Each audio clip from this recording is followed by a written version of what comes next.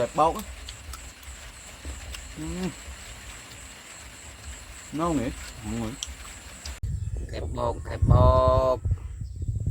này bàn kẹp bột này nhìn cương đây cương nhưng mà miền ấy thế miền à đen cây hay mít hay này đây có so bị chơi mình sao sốc vậy na à vậy phải cho ngay chân từ còn đứng anh kẹp bột này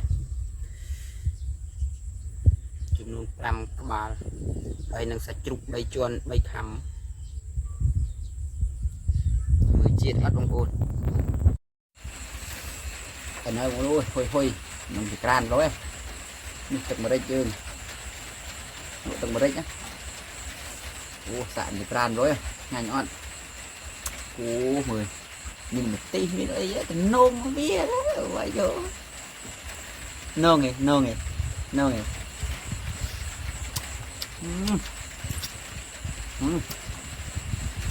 nhỉ. Kẹp bóc á.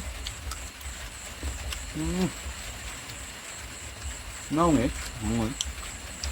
Nóng ngon. Nóng.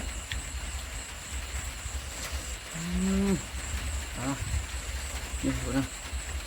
Chờ lụa. Tức nè. Ăn rồi.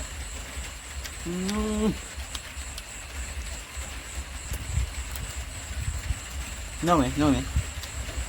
Bài là món. Rồi một lúc để tray á. Nhanh nhá. Nhìn một ơi. Ồ.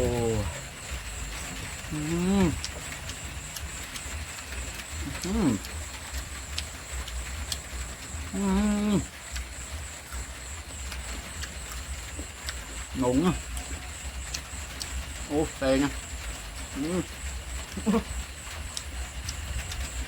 Được như là con ma không có bệnh nha. Ô xanh lâu về tên cho mai phải nhanh chết non thịt lụa luôn từng bên đây chứ á phải nhanh nữa nhanh nữa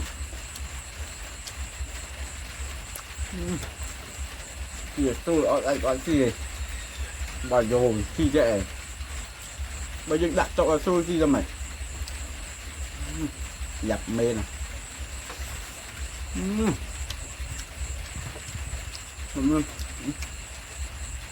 ô chết rồi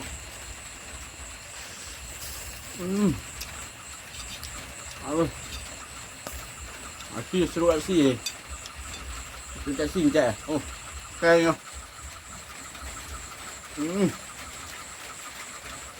bây giờ kia sôi đặt tội là chè không à rồi kia món báo ô đây nè đưa tôi lên nhanh nè